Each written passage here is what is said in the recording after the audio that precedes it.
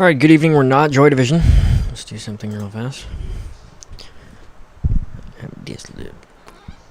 Okay, but you call your grandma tomorrow. I texted her. Okay. Alright, good evening. We're not Joy Division. So as many of you know, one of the great endeavors of the New Cokes channel over the past several weeks or whatever it has been, it really technically even stretching back almost a year now, is assisting in the hunt for the I-70 killer. Now, whether or not you've seen my videos on I-70 or need a quick refresher, it is the official position of this record label and on this channel that most likely gas station attendant Billy Brossman was shot and killed by the original 1992 I-70 killer while working his shift at the 7th and 70th liquor store on Prairieton Road in Terre Haute, Indiana. Now, one of the significant aspects of this crime being committed by the I-70 killer, if that is indeed true, is that it means that we actually have the operation of an infamous serial killer on video. And there are many factors that very strongly lean us in the direction of the I-70 killer being the shooter of Billy Brossman. Among those, of course, is his famous resemblance to the sketch. Of course, we have geography, we have modus operandi, and we appear to have signature that all line up, giving us a very strong indication that not only has this offender conducted similar robbery homicides, but that he was very comfortable doing so, and his motivation was money second, murder first. And if indeed that killer is not the I-70 killer, then it leads one to ask the very relevant and very logical question, where are his other offenses? And if you look at this through the lens of this guy is the I-70 killer, well then of course there's his other offenses. Not only do we have modus operandi, signature, geography, timeline's a little iffy, but it's still doable. We also have physical description of the offender, which is in line with what we see in the video. We have a 5'8" man, and I'm going to show some stuff with why he looks like I-70 today. I have before anyway. But we also have witness identification. And many people will tell you that witness identification is considered direct evidence in court. I'm more skeptical of the quality of a witness's recollection and the quality of a witness's judgment and opinion than even most judges will be. But if this were in a court of law, and if Tim Hickman's witness identification of this man as being the 1992 I-70 killer was under oath, that would be admissible in court, and that would stand up as evidence that the I-70 killer did in fact kill Billy Brossman, or more specifically to say that the killer of Sarah Blessing is also the killer of Billy Brossman. I want to show you guys what I did today, because as some of you may know, on this channel we've done a lot of composite sketches of this offender, a lot of them. And there's a reason for that. I think that, like I've told people, the true value of a composite is to have numerous composites made, and then to compare and align those features as they go. First thing I want to show you is, and this will be good for the people who are interested in the, what is this? Oh. People who are interested in the 1992 I-70 spree. This is all four canonical composite sketches of the I-70 killer, and they've all been blended together and made at 41% opacity transparency. And if you put that next to, not a very good resolution of this image, but let's get a better one than that. It's terrible, honestly. Can't have that. Where's the Brossman shooter? Brossman shooter. This one here. If we look here at the Brossman shooter, as seen in the Terre Haute, Indiana release, the amalgamated composite of the 1992 I-70 killer and the Brossman shooter are shockingly close. So what we'll do is I'm going to remove the amalgamated 1992 I-70 composite and put instead up here just the Brossman shooter, and then I'm going to show you guys what I had ChatGPT do. Because I've been generating most of these composites manually. In fact, there's one right here behind me on the board. This is a composite sketch of the man that you see in that CCTV surveillance footage. It's been age progressed to reflect what he may look like today. So there's been, approximately 24 years added to this man's appearance. This killing was in 2001, and really I've been trying to prioritize age-progressed composites over contemporaneous representations with the offender at this time. The reason for that is that he probably looks like he's 24 years older than he does here, and so we're trying to identify him today, not 24 years ago, and so we need to create accurate representations and illustrations of what this man may currently look like. So, since I've been doing most of these let's see if I view this as a grid or tiles, maybe it would be better. Since I've been doing this as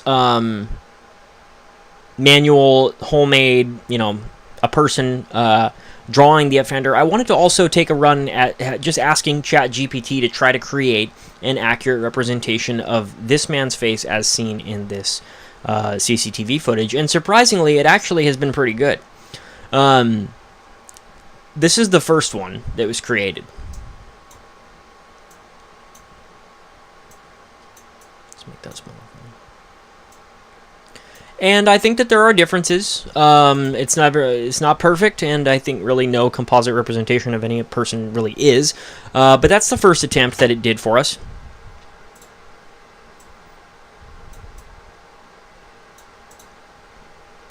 Some of the objections that I would take to this composite, or this computer-generated image, really, is the face appears to be a little bit too round, and the jawline isn't quite squared off enough. The nose may be a little less, beaky than what appears to on the CCTV footage. But of course, a lot of those apparent attributes of the CCTV offender, the Brossman killer, might be due to the poor quality of the image, and it becomes very difficult to tell what he actually looks like. Hence, so many different composites of him. But I do think that this image is not a dead-on representation. I think it could be adjusted in subtle ways, and that it might help to do that. I then asked ChatGPT to do a series of mild alterations to the facial structure and features to give us an array of possible appearances. And as you can see, that has been done here with this little grid tiles section.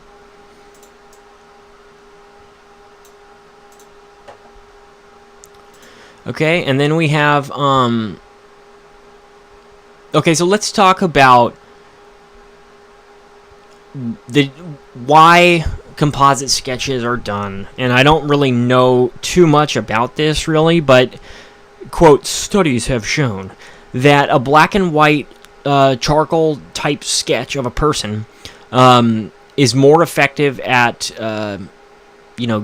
getting recognized for an offender than something like this, which is a 3D true color type image. And as a result of that, I asked ChatGPT to create a black and white charcoal style composite of the first one.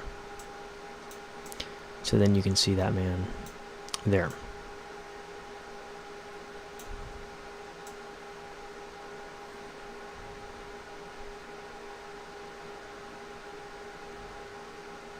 And I do think there are differences. It's not perfect. But how often is a sketch really perfect? Short answer is never. I then asked it to age progress the composite. And as you can see here, this is an age progression of a possible likeness of the I-70 killer. Here. I guess we can cover up Drew Beeson. But I also wanted ChatGPT to understand that the offender, as seen in the CCTV surveillance footage,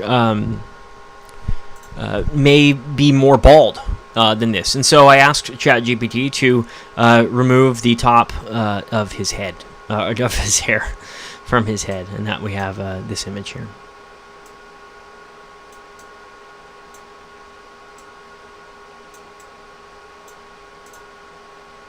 Okay.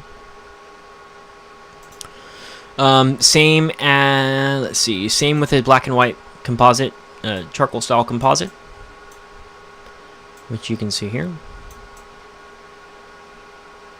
going to try to cover up Otro Personas Causes, maybe right here. Alright. And so that's the balding version of the sketch. Now, let's see, age progression. Yeah, we're almost there. Almost got all these released for you guys.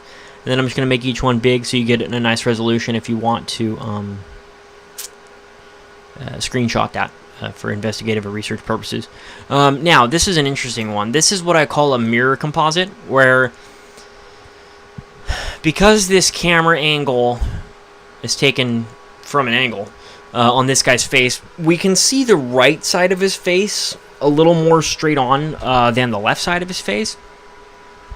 So I just selected, copied, and pasted the right side of his face, and then inverted it or horizontally mirrored it, and then stitched it to the left side. And although the image is very blurry, this may give us a possible frontal appearance of the offender here. And it helps to make it really small. You can see there. That might be what it would look like to look straight on at the Brossman shooter. It's a very creepy looking guy. That's that image big. So that's the actual image of this offender's face there. Has been mirrored. And that's the only change that's been made. I've just selected the right side of his face, mirrored it, and then stitched it on the other side. And then you get that with this dividing line. It might be a little bit too wide because it's from an angle. Let me see if I can transform and do... Let's see. Why?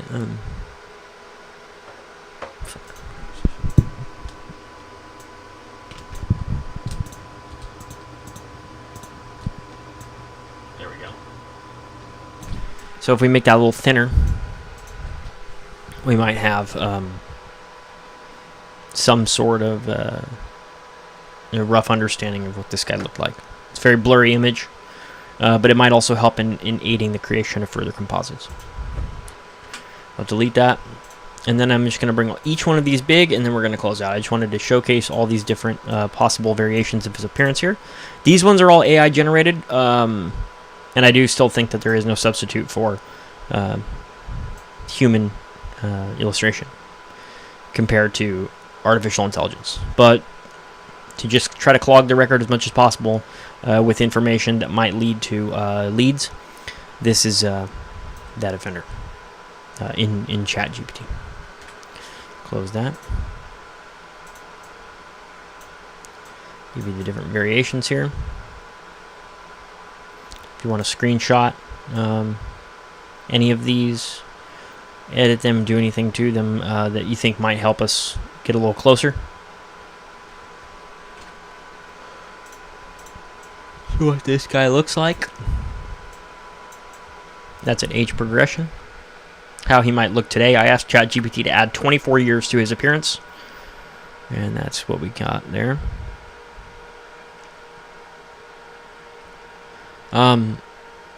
I think that there's parts of it that ChatGPT really did get kind of right. I like this one. It's not bad, that age progression, and it might be what he looks like now.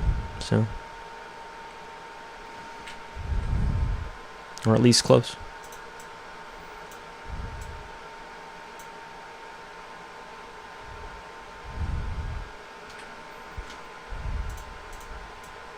And of course, the famous CCTV.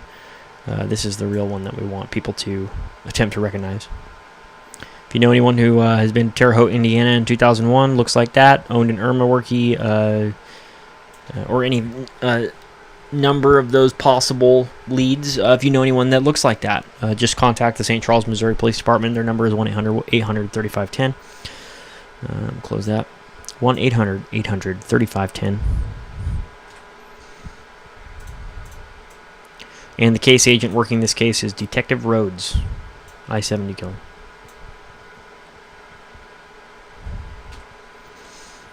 Okay, and the last one.